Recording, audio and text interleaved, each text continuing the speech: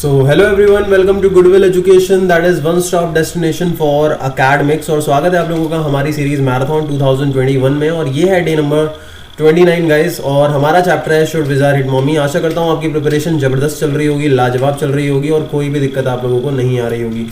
तो दोस्तों मेरा ये मानना है कि प्रिपरेशन अच्छी चले, इसके लिए करना क्या होगा, बहुत सिंपल सा स्टेप है, और वो ये है कि आप वीडियो को इफेक्टिवली देखो और आउटपुट पे वर्क करो। जो भी क्वेश्चंस आपको बताए जाते हैं उनको अच्छे तरीके से थॉरली गो आउट करो और अपनी प्रिपरेशन को और ज़्यादा इफेक्टिव बनाओ। तो जो भी बच्चे ऐसे हैं जिन्होंने अभी तक हमारी शुरुआत से वीडियोस नहीं देखी है, तो गाइस डे नंबर 1 से आपको वीडियो जरूर देखनी है और अपना सिलेबस बहुत ही अच्छे तरीके से कंप्लीट करना है। और लिंक जो है वो नीचे डिस्क्रिप्शन बॉक्स में आपको मिल जाएगा। सारी की सारी अपडेट्स पाने के लिए हमारे टेलीग्राम ग्रुप को भी ज्वाइन जरूर कर लें, और टेलीग्राम ग्रुप का भी जो लिंक है वो नीचे डिस्क्रिप्शन बॉक्स के अंदर अवेलेबल है, और दूसरी प्लेलिस्ट भी नीचे प्लेलिस्ट जो डिस्क्रिप्शन बॉक्स है उसमें अवेलेबल है, जिससे आपकी बहुत ज्यादा हेल्प होने वाली है।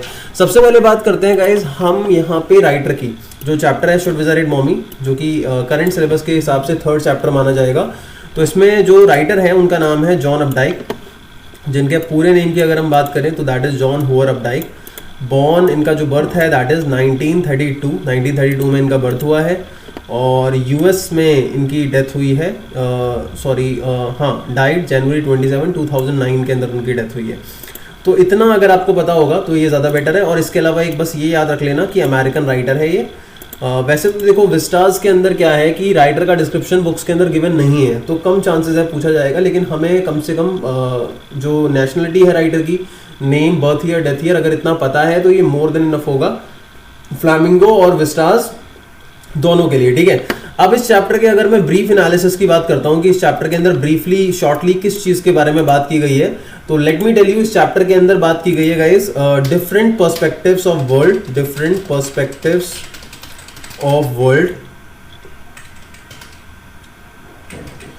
From the point of view of an adult and a child. मतलब एक बच्चे का और एक बड़े का जो पॉइंट ऑफ व्यू है वो कितना डिफरेंट रहता है, इसके बारे में चैप्टर में बात की गई है।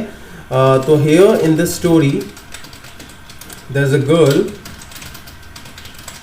हु इज जो, और लड़की का नाम क्या है, जो है, and she listens to the stories narrated by her father for sleeping, specially at day time, ठीक है। मतलब डे की जो छोटी मोटी नैप्स होती हैं उनको लेने के लिए स्पेशली वो अपने फादर से सैटरडे के डे स्पेशल जो है वो स्टोरी सुनती है।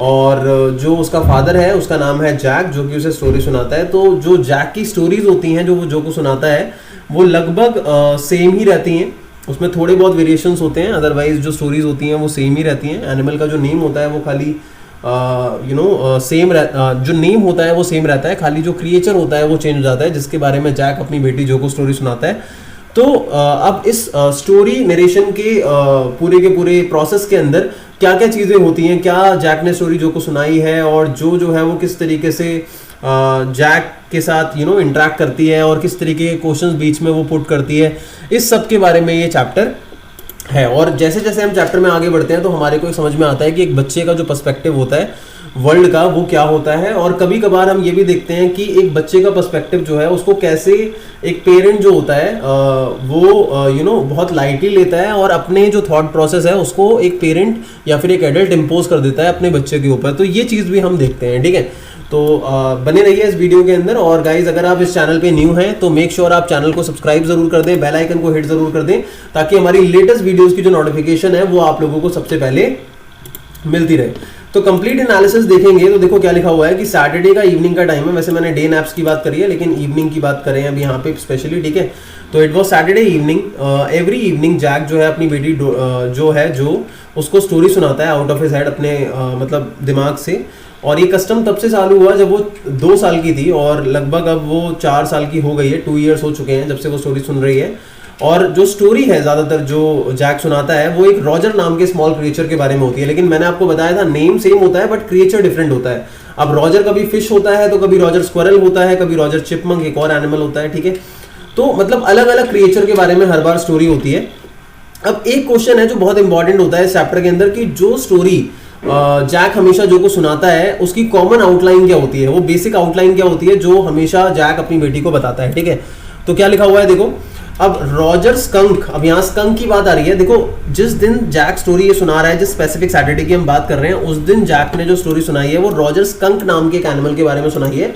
स्कंक एक एनिमल होता है जिसकी बॉडी में से फाउल स्मेल आती है, बेकार स्मेल आती है। लेकिन अगर हम बेसिक आउटलाइन की बात करते हैं, ये ध्यान रखना, अगर हम बेसिक आउटलाइन की बात करते हैं स्टोरी की, तो वो आपको जरूर पता होनी चाहिए। बेसिक आउटलाइन क्या होती है गाइस, कि एक रॉजर नाम का एनिमल होता है जो किसी प्रॉब्लम को फेस कर रहा है। अब ये रॉजर कोई भी एनिमल हो सकता है, irrespective of what animal Jack is talking about that day. तो रॉजर कोई भी एनिमल हो सकता है। हमेशा उसकी स्टोरी में रॉजर नाम का एनिमल जो है उसको एक कोई प्रॉब्लम होती है, जिसको लेके वो एक ओल्ड वाइज आउल के पास जाता है जो जंगल में रहता है, ठीक है।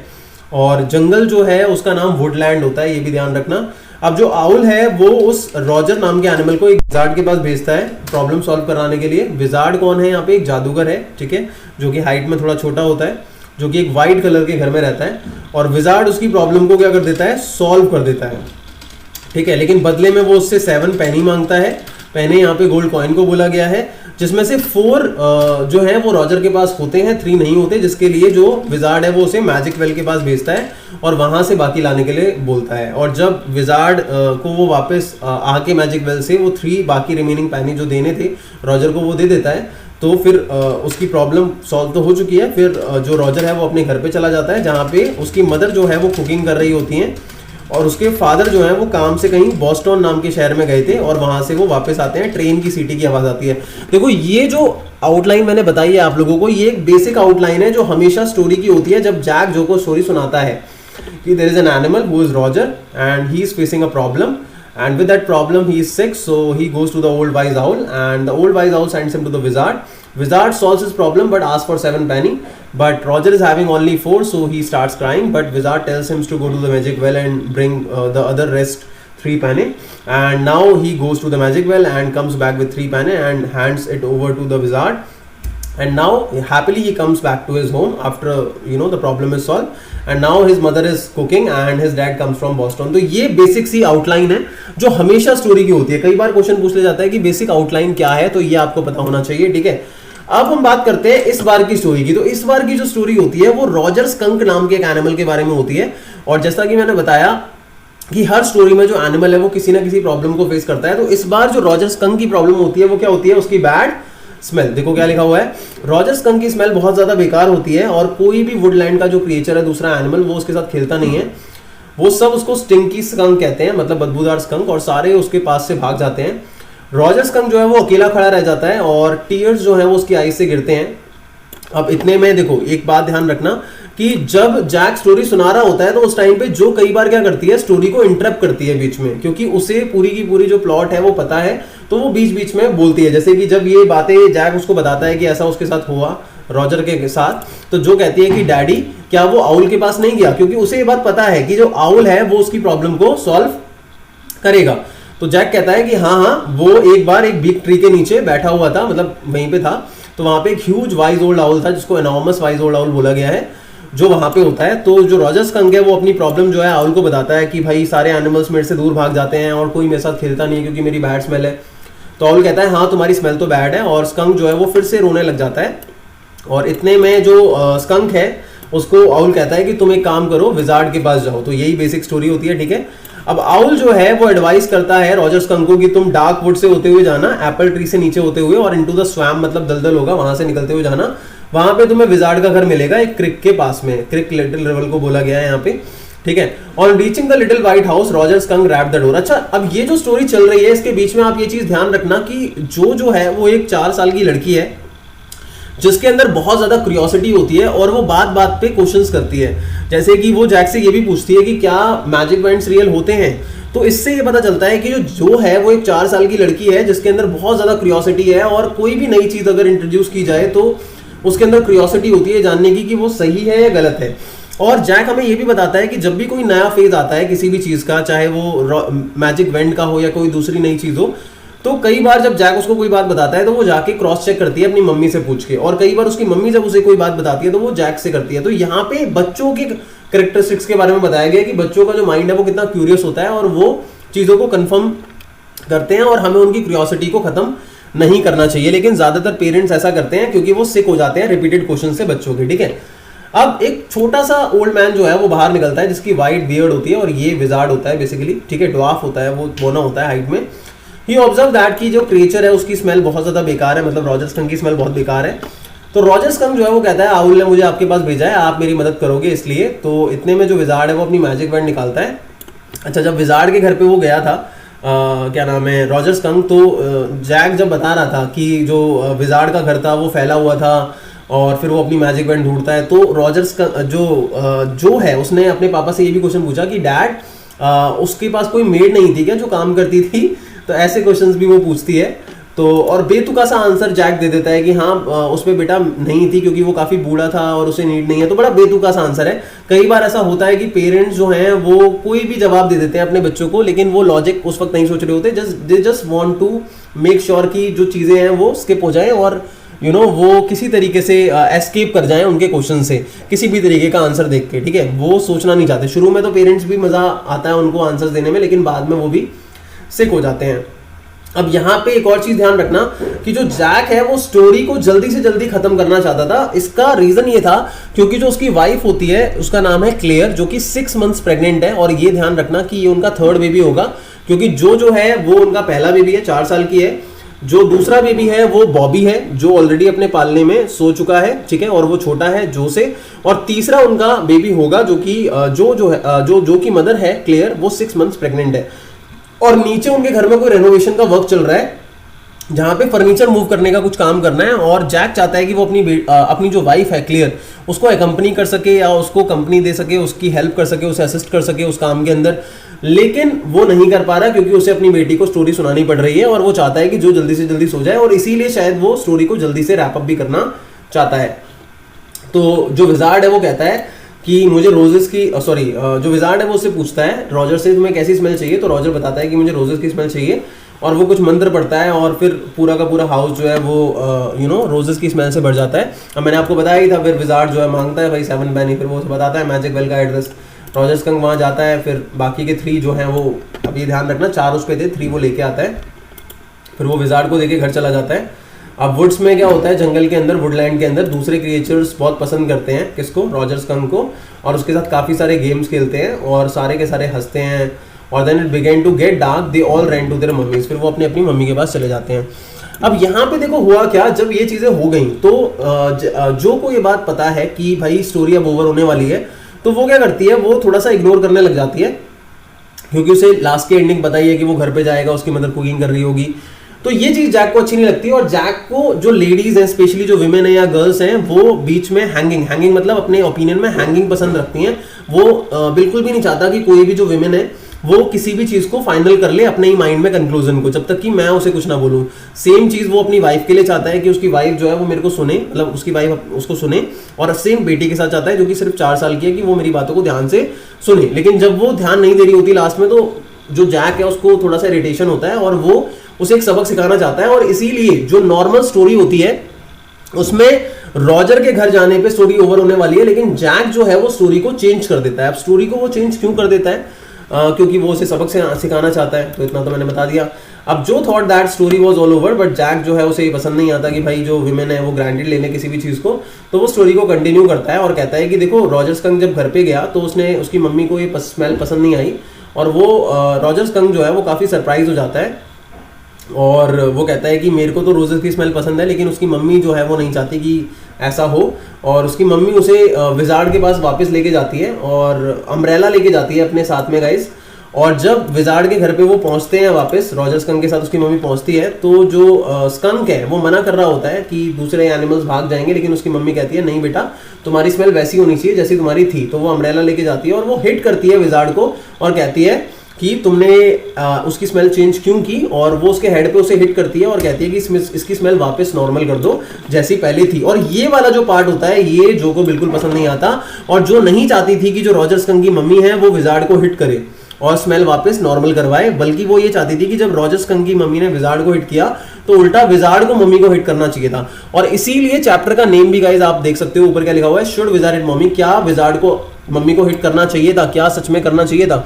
तो यहाँ पे अब आंसर जो है वो आपका ओपिनियन बेस्ड है, आप किस तरीके से आंसर करोगे ये मैटर करता है, ठीक है।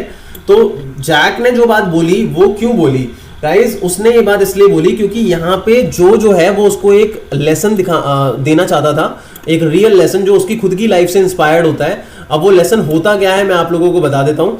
होता क्या है कि जैक के खुद के लाइफ में बचपन में वो एक बहुत ही ज्यादा वीक पर्सनालिटी था, एक वीक बच्चा हुआ करता था और सारे बच्चे उसे चिढ़ाते थे। और रॉजर स्कंक का कैरेक्टर भी कुछ ऐसा ही था। और रॉजर स्कंक की जो मम्मी है वो उसका जो कैरेक्टर है वो इंस्पायर्ड होता है जैक की खुद की मम्मी से, जैक जो का फादर है उसकी मम्मी से।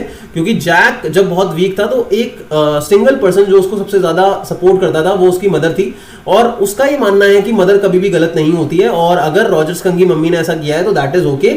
अब जो स्टोरी की विश है कि भाई रॉजर स्कंक जो है वो उसकी स्मेल वापस नहीं होनी चाहिए, नॉर्मल रोजेस की रहनी चाहिए और विजार्ड को उल्टा मम्मी को हिट करना चाहिए, वो ये चाहती है। लेकिन जैक जानबूझ के ऐसा नहीं करता जैसा जो कह रही है कि भाई विजार्ड जो है वो उल्टा मम्मी को हिट करे, क्योंकि उसके लिए मम्मी एक रोल मॉडल है और वो कभी भी मम्मी को गलत साबित नहीं करेगा, ठीक है। तो ये चीज आप ध्यान रखना कि एक ऑटोबायोग्राफिकल एलिमेंट है यहाँ पे जैक के कैरेक्टर से, क्योंकि वो उसकी खुद की जो लाइफ की स्टोरी है उससे इंस्पायर्ड है रॉजर स्कंक का कैरेक्टर और रॉजर स्कंक की मम्मी का कैरेक्टर, ठीक है। और उसका ये मानना है कि जो मम्मीज हैं वो हमेशा राइट होती हैं और रॉजर स्कंक की मम्मी भी इसलिए राइट हो सकती है क्योंकि जो स्मेल है रॉजर स्कंक की, जो ऑर्डिनरी स्मेल है वो एक प्रोटेक्टिव स्मेल है जिससे वो दूसरे एनिमल से अपने आप को प्रोटेक्ट कर सकता है, ठीक है। अब देखो क्या लिखा है, Jo put her hand out to touch his lips, की जो है वो उसके लिप्स को चुप करने की कोशिश करती है, बंद करने की कोशिश करती है जैक के, मतलब अपना हाथ जो है उसके मुंह पे लगाती होगी अपने फादर के, ताकि वो ये जो एंडिंग है वो इस तरीके से ना करें।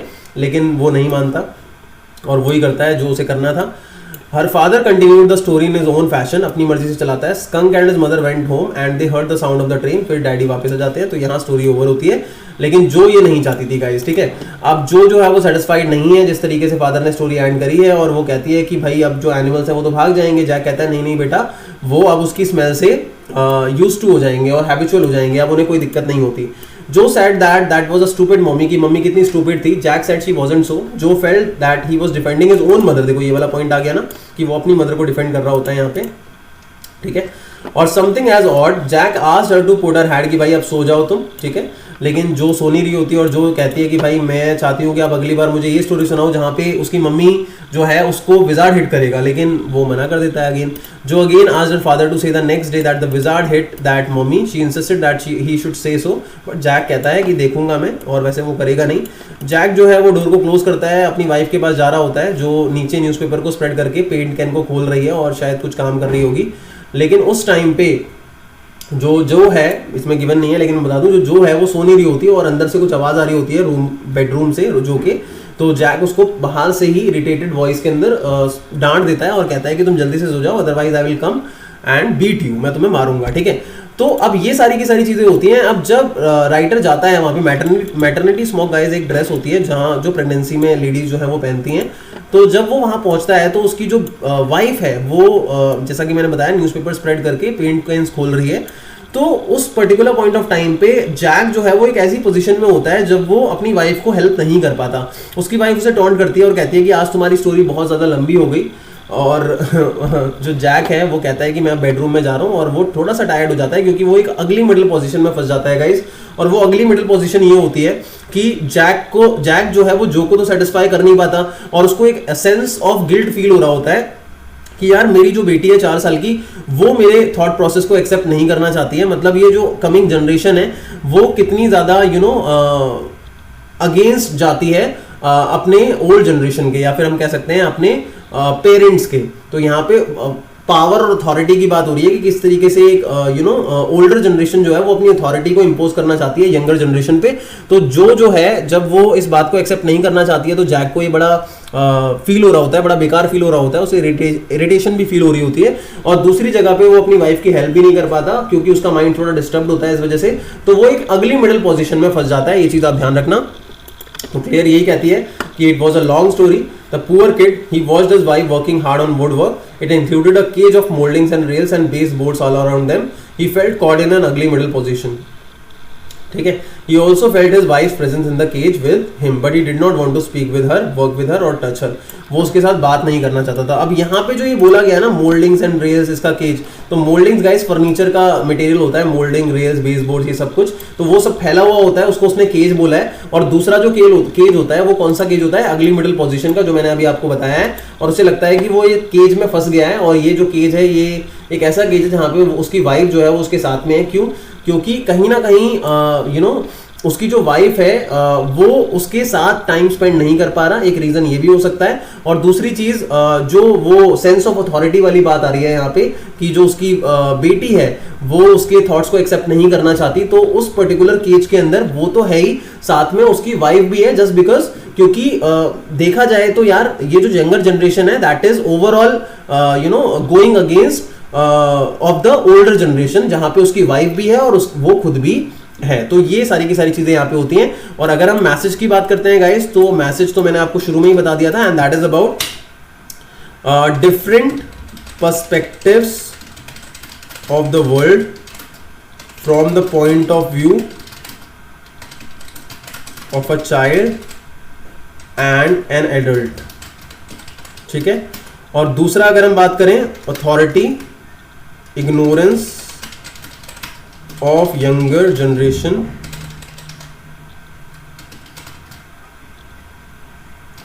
On the authority of adults. ये दो बातें हैं जो इसके अंदर हमारे को बताई गई हैं, ठीक है। और इसके अलावा अगर हम कैरेक्टर्स की बात करते हैं, तो कैरेक्टर्स कौन से हैं, तो जॉन जो है, जिसका पूरा नाम जॉन होता है, जॉन होता है, ठीक है। इसकी बेटी का पूरा नाम जॉन होता है, ठीक है। और दूसरा जो है वो है बॉबी, इनका बेटा है, ठीक है। और ये आई थिंक 1.5 से 2 साल का होगा गाइस। और तीसरा जो है वो 6 मंथ प्रेग्नेंट उसकी वाइफ है, तो वो होगा। और क्लियर उसकी वाइफ का नाम है, और जैक फादर का नाम है। तो ये है। और एक कैरेक्टर और है जो जैक की मदर की थोड़ी सी बात की गई है, लेकिन उनका एग्जिस्ट यहाँ पे कोई फिजिकल रोल नहीं है। तो गाइज यहाँ पे हमारा जो ये वाला टॉपिक है, ये वाला चैप्टर जो है वो खत्म होता है। अब इसके जो नेक्स्ट डे है, इसके अंदर हम अपने जो इंपॉर्टेंट क्वेश्चंस होंगे इस चैप्टर से वो करेंगे। तो गाइज मेक श्योर आप हमारे चैनल को सब्सक्राइब जरूर करें, बेल आइकन को जरूर हिट करें, ताकि हमारी लेटेस्ट वीडियोस की नोटिफिकेशन आप लोगों को सबसे पहले मिलती रहे। वीडियो को लाइक करना बिल्कुल भी मत भूला करो, शेयर करना बिल्कुल भी मत भूला करो, और इसी तरीके से अपना प्यार बनाए रखें। और हम आपकी सबसे ज्यादा हेल्प करने वाले हैं इंग्लिश की प्रिपरेशन के अंदर। Thank you so much for watching this video. Keep watching goodwill education, that is one stop destination for academics.